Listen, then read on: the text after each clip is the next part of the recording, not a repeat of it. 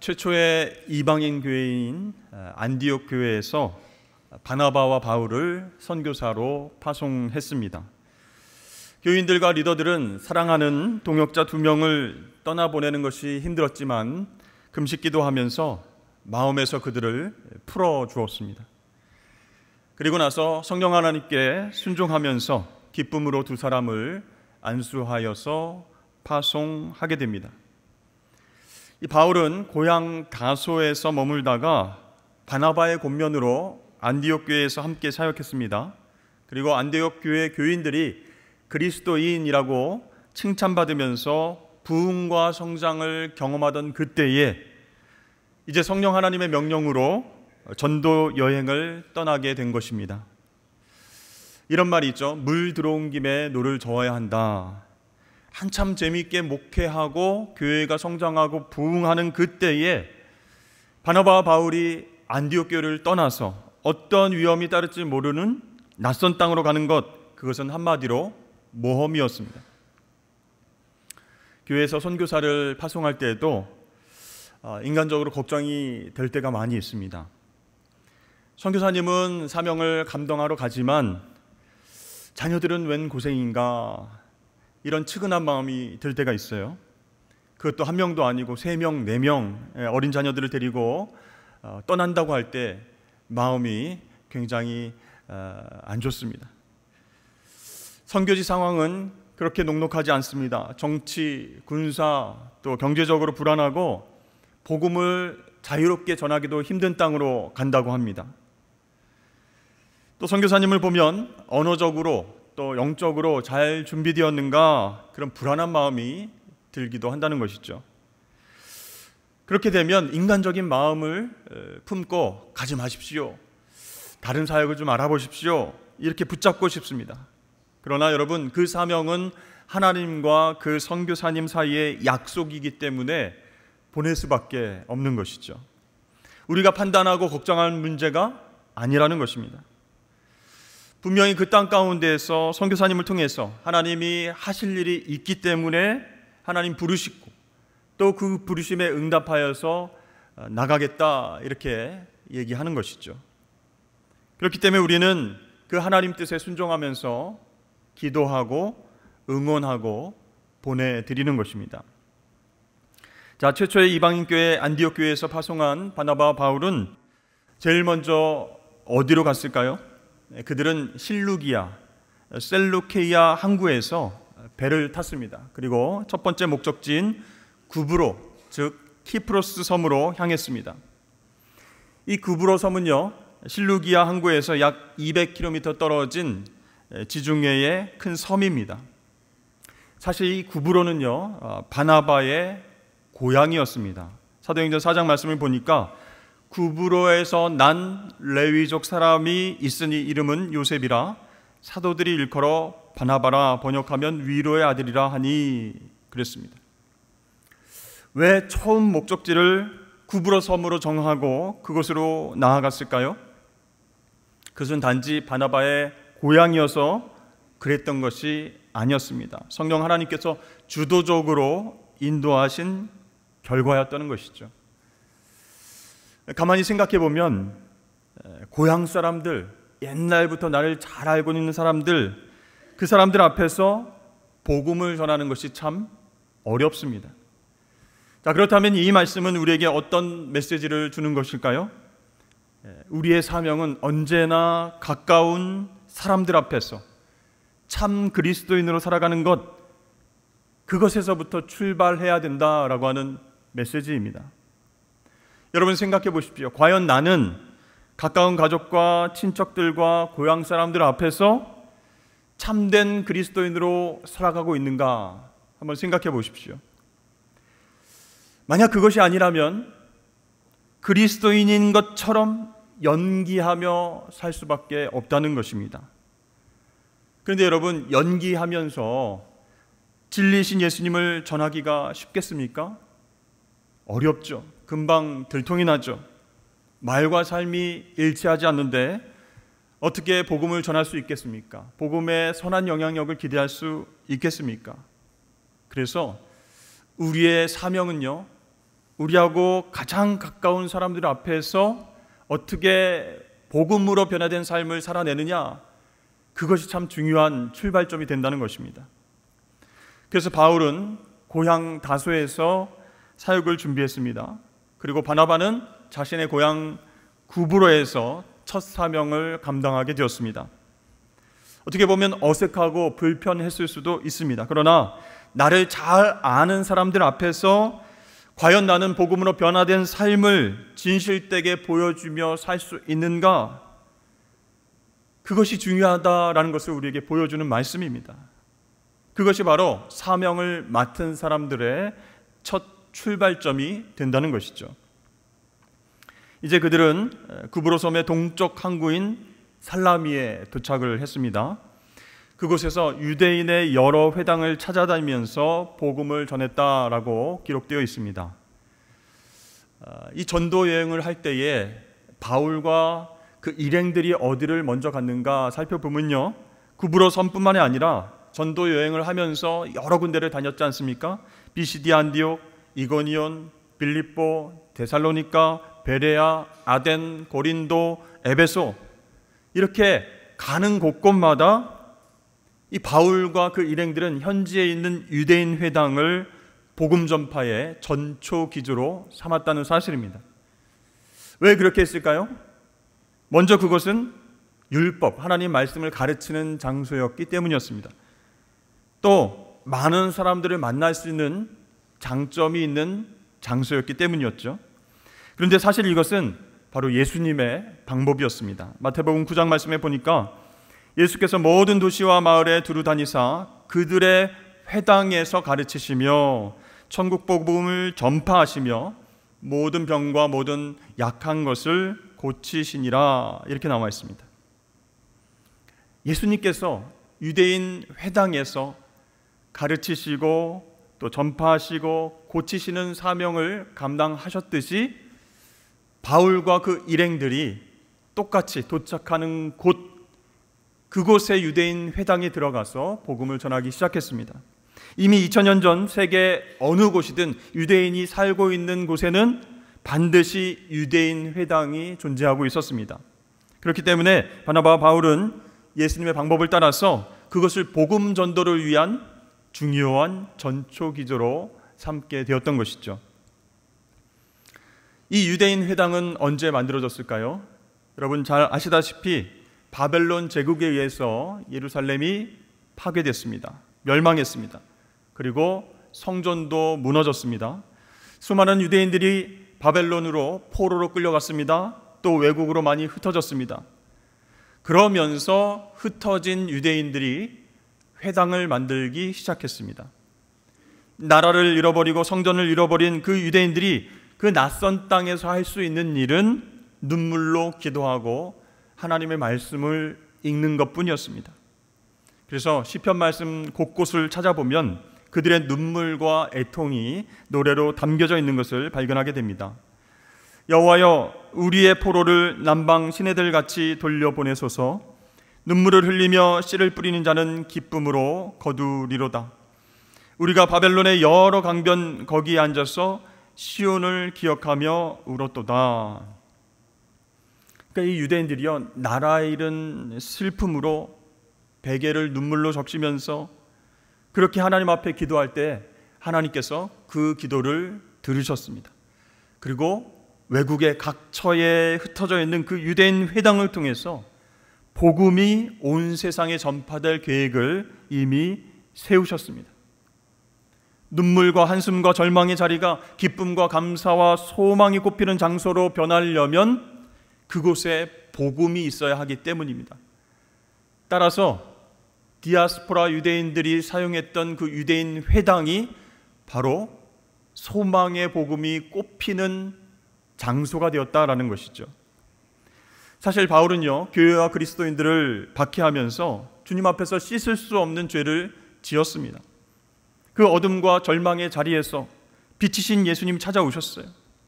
그분께서 베풀어 주신 은혜로 이제는 기쁜 소식 복음을 전하는 사도로 변화되었습니다. 그래서 바울은요, 고린도전서 15장에서 이렇게 고백합니다. 나는 사도 중에서 가장 작은 자입니다. 나는 하나님의 교회를 박해했기 때문에 사도로 불릴 수 없는 자입니다. 그러나 내가 나된 것은 하나님의 은혜입니다. 그 은혜가 헛되지 않기 때문에 나는 다른 사도들보다 더 많이 수고하고 섬길 수 있었습니다. 그러나 그것 내가 한 것이 아닙니다. 오직 나와 함께 하신 하나님의 은혜입니다. 이렇게 고백했습니다. 그렇죠? 하나님의 입장에서도 보면 바울은요, 하나님과 교회를 박해하고 대적했던 원수와도 같은 사람이었어요. 그러나 예수님의 빛을 통해서 새롭게 태어났습니다.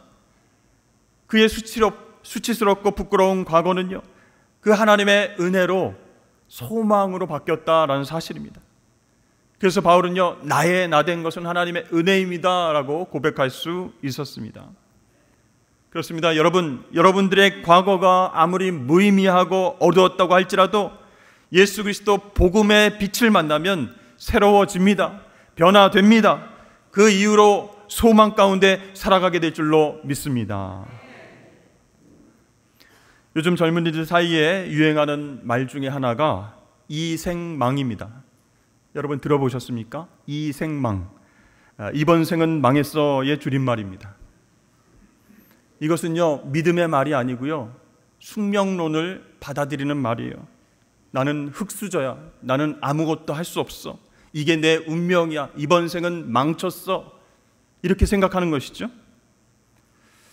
여러분, 고대 사회는 철저한 계급 사회였습니다. 맨 위에 왕이 있고 그 밑에 귀족과 또 관료가 있고 그다음에 일반 시민이 있고 노예가 있습니다.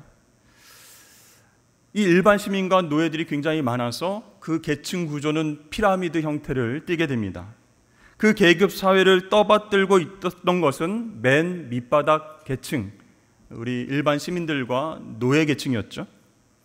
자, 이 사람들이 의식이 깨어나고 문제를 제기하고 평등을 얘기하면 어떻게 될까요? 피라미드 계층 구조가 흔들리게 됩니다.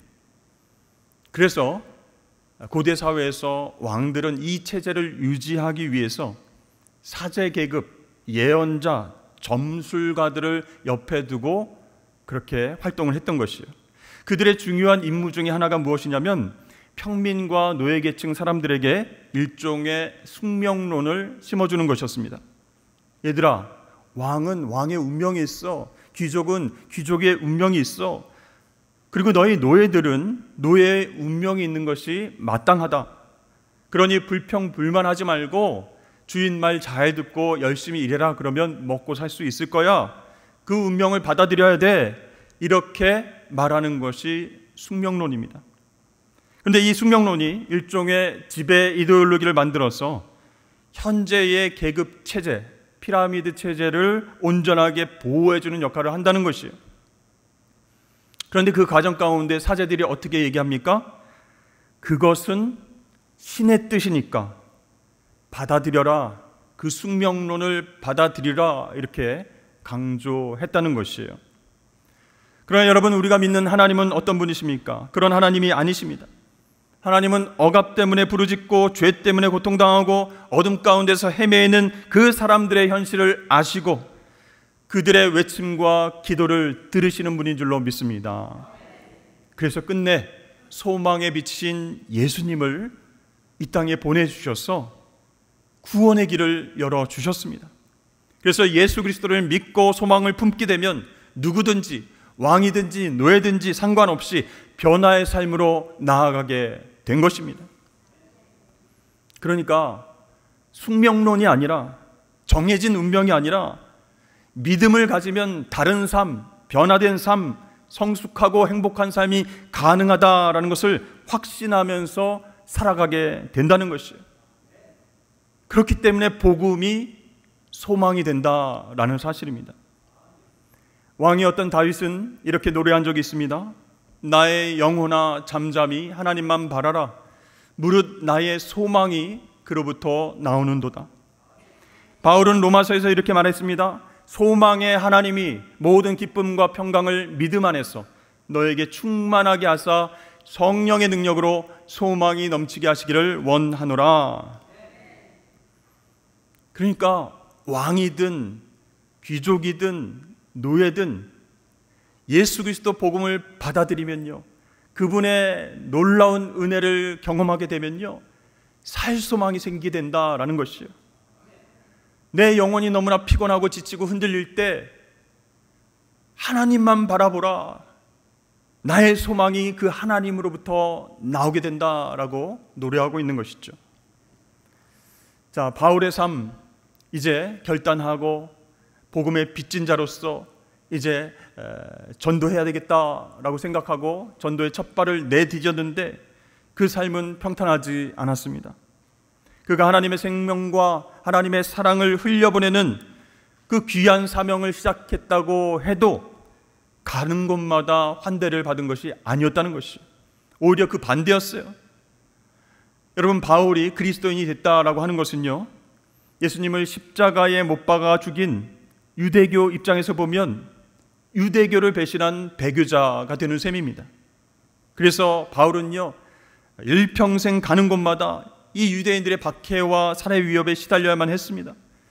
그럼에도 불구하고 복음 전하는 일, 전도 여행을 멈추지 않았습니다. 바울이 굴하지 않을 수 있었던 이유가 무엇일까요? 그에게 소망이 있었기 때문입니다.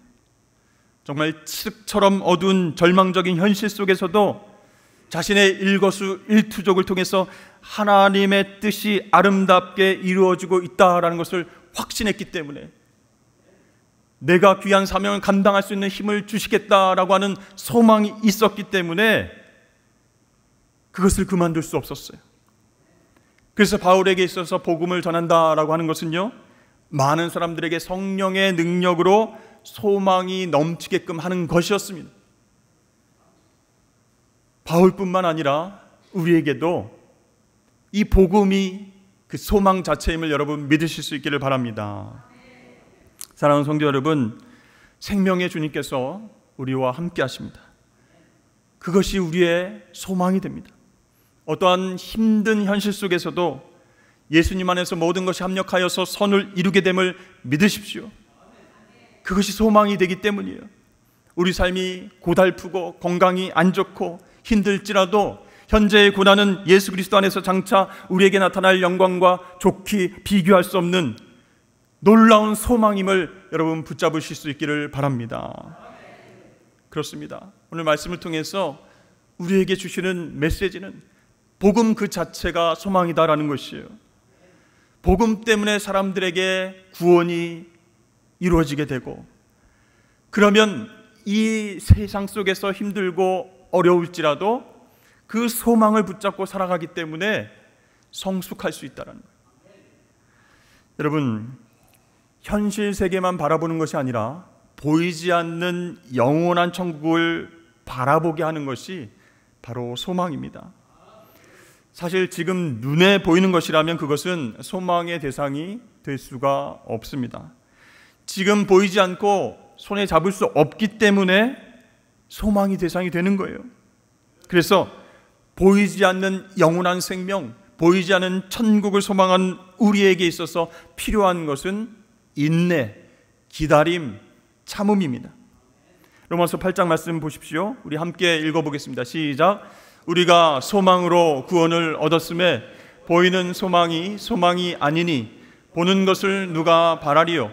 만일 우리가 보지 못하는 것을 바라면 참음으로 기다릴지니라. 아멘. 여러분, 참는다는 것이 무엇입니까?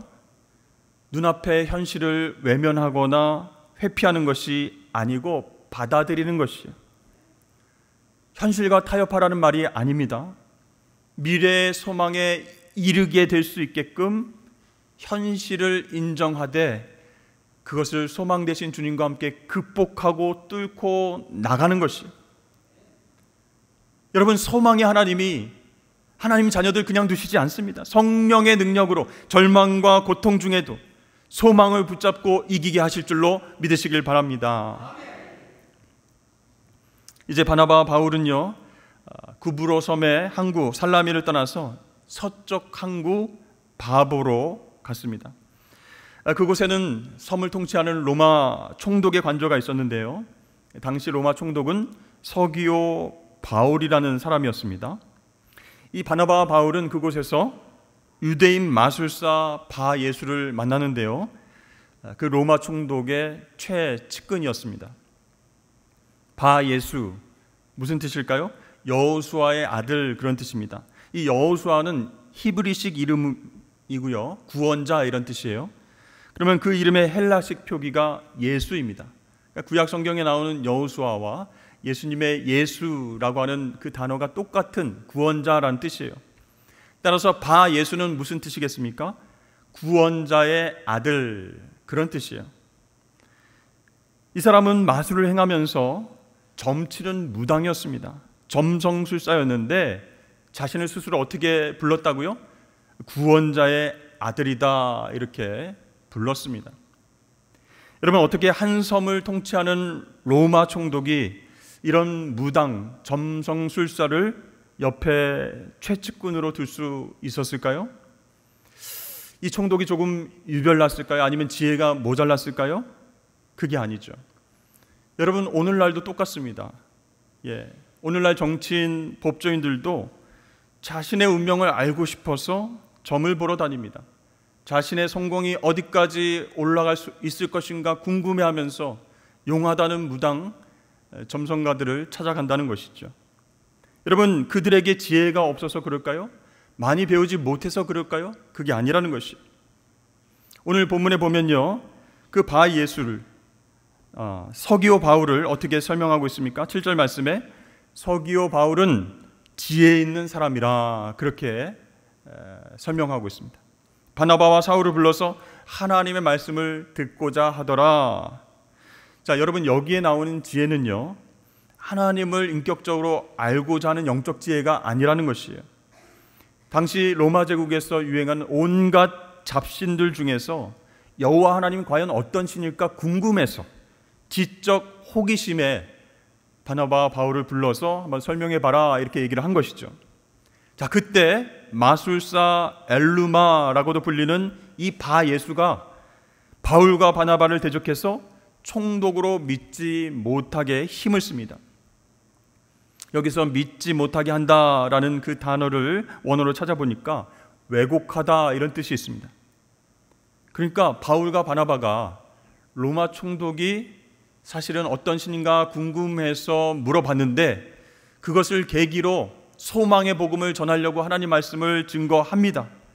그런데 그 옆에서 그 하나님 말씀을 왜곡하는 사람이 바 예수라고 하는 거짓 선지자였어요. 총독이 믿지 못하도록 하나님 말씀을 왜곡했습니다. 그 이유가 무엇일까요? 자신의 위치, 자신이 누려왔던 이권 모두 다 잃어버릴 수 있는 위험이 있기 때문이었습니다. 그때 바울이 성령 충만해서 그에게 이렇게 질책합니다. 모든 거짓과 악행이 가득한 마귀의 자식이여, 주의 바른 길을 굽게 하지 말아라. 이제 주의 손이 내 위에 있으니 내가 맹인이 되어서 얼마 동안 해를 보지 못하리라. 여러분, 그때 바울이 성령 충만했다라고 하는 것은요, 무슨 막 영적인 에너지가 차올랐다, 기적의 어떤 뜨거운 에너지가 넘쳐났다, 그런 뜻이 아닙니다. 성령 충만은 성령 하나님께 지배를 받는 상태다, 이런 뜻이에요. 여러분, 하나님의 지배를 받았을 때 바울의 마음이 어떻게 변했을까요? 하나님의 긍휼과 사랑의 마음으로 가득 찼습니다. 그래서 지적 호기심에 복음이 무엇입니까? 예수 그리스도가 무엇을 했습니까? 라고 물어볼 때 사랑하는 마음으로, 긍휼의 마음으로 소망의 복음을 전해야 되겠다, 이런 마음이 생긴 거예요. 그런데 악한 동기로 옆에서 바 예수가 하나님 말씀을 왜곡하고 방해합니다. 그때 성령 하나님께서 바 예수의 눈을 멀게 하시고 총독에게 정말 복음이 진짜 소망이구나라는 것을 알게 하셨다는 거예요. 여러분, 이 사건을 한번 생각해 보십시오. 이 바울과 바나바가 구브로 섬의 바보까지 찾아가서 처음 보는 로마 총독에게 복음 전하기 위해서 열정을 다한 그 모습, 그것은 한마디로 하나님의 사랑이었습니다. 그런데 그 총독의 영혼을 무너뜨리려고 말씀을 왜곡하는 그 바 예수의 눈을 멀게 하신 것은 하나님의 정의였습니다. 그러니까 성령 충만하게 되니까 하나님의 사랑과 하나님의 정의가 같이 기적적으로 나타나게 된 것이에요. 여러분, 하나님의 사랑을 기초로 하지 않는 정의는 폭력에 지나지 않는다는 거예요. 또 하나님의 정의와 무관한 사랑은 사람을 해치는 마약에 불과합니다. 그래서 하나님은 바울로 하여금 성령 충만케 하여 주셔서 성령 하나님의 지배를 받게 하여 주셔서 그 로마 총독을 사랑하는 마음을 허락해 주셨어요. 그래서 그 총독이 소망이신 예수님을 믿을 수 있도록 말씀을 전한 거예요. 그러므로 성령 충만했다라고 하는 그 말은요, 이 바울이 하나님 마음에 사로잡혀서 하나님 마음을 품고 있었다, 이렇게 해석할 수 있습니다. 결과적으로 하나님은 그 로마 총독의 영혼을 살리시고 또 거짓 선지자 바 예수도 살리시기 위해서 얼마 동안만 해를 보지 못하게 그렇게 캄캄하게 만드셨다라는 사실입니다. 사랑하는 성도 여러분, 예수 그리스도 복음만이 무의미하고 어두운 세상 가운데에 소망을 가져다 줍니다. 그래서요, 이 복음에 빚진 바울과 바나바가 이제 전도 여행을 통해서 우상과 죄악과 어둠의 땅에 예수 그리스도 소망을 전하기 위해서 출발했습니다. 그럼 이 말씀을 우리가 묵상하면서 나도 그러면 해외 선교지로 나가야 되는가? 선교사 사명을 감당해야 되는가? 생각할 수 있어요. 그러나 우리는 가정과 직장을 떠나서 낯선 땅으로 그렇게 갈 수가 없습니다.